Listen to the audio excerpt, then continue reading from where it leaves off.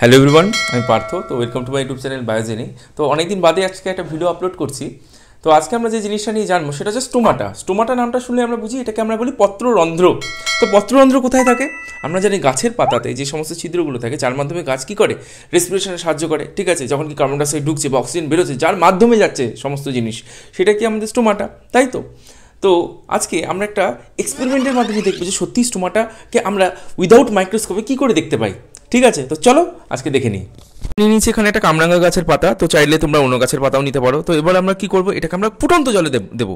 ঠিক আছে, ফুটন্ত জলে দেওয়ার পরে কি দেখতে পাচ্ছি যে আস্তে আস্তে এটাকে 30 সেকেন্ডস রাখার পরে দেখবো যে এর গায়ের পৃষ্ঠতল থেকে হচ্ছে বাবলস লাইক স্ট্রাকচার উৎপন্ন হচ্ছে। ঠিক আছে, তো এই বাবলস লাইক স্ট্রাকচারটা বা জলের বুদবুদ যেটা প্রমাণ করছে কি এর মধ্যে পত্ররন্ধ্র আছে বলে এখান থেকে কি জলের বাবলসগুলো উঠছে।